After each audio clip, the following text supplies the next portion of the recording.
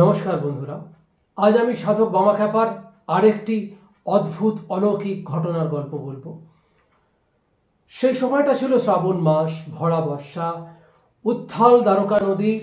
সেখানে এত বর্ষা, এত বন্যার পরিস্থিতি, মাঠ ঘাট সব কিছু ডুবে রয়েছে। তেমনই এক ঝড় জলের রাতে সাধক বামাখ্যাপার মা দেহত্যাগ করলেন। ঘরে তখন ভাই রামচরণ এবং তার স্ত্রী ইন্দুমতি ছাড়া রয়েছে দুটো ছোট ছোট বাচ্চা। কেউ নেই। তারা গোটা রাত তার মৃত মায়ের শরীর আগলে বসে থাকলেন। পরদিন সকালে গ্রামের নিয়ম অনুসারে তার ভাই রামচরণ, অর্থাৎ বামদেবের ভাই রামচরণ, তিনি গ্রামের ব্রাহ্মণদেরকে নিমন্ত্রণ জানাতে গেলেন যে সব যাত্রী বা শ্মশান যাত্রী হওয়ার জন্য।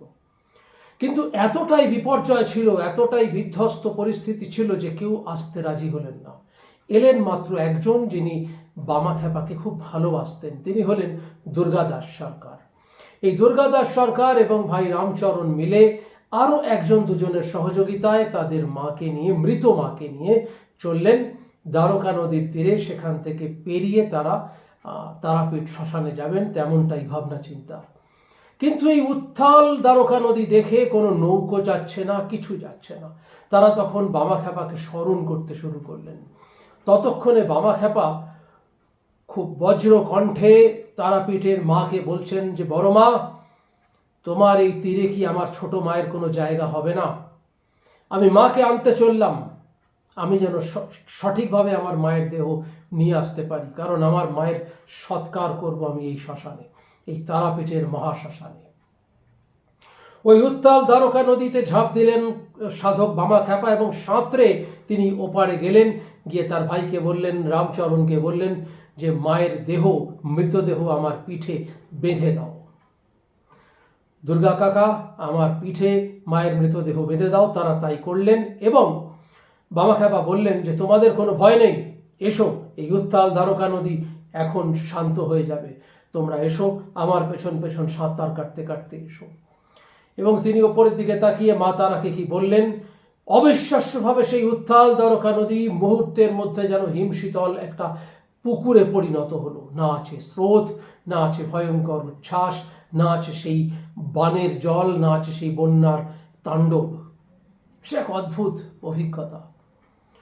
প্রত্যেকে সাঁতরে চললেন ওই পারে, অর্থাৎ তারাপীঠের মহাশ্মশানে। দ্বারকা নদীর তীরে যে মহাশ্মশান, সেখানে বামাখ্যাপা গিয়ে বললেন যে নাও, এবার এই শিমুল গাছের নিচে আমার মাকে দাহ করো, আমার ছোট মাকে দাহ করো। তো তারা দাহ করলেন। এমন অনেক অলৌকিক ঘটনাই বামাখ্যাপার জীবনে বামাখ্যাপা করেছেন, যা আমরা মোটামুটি বিভিন্ন বইতে পেয়েছি।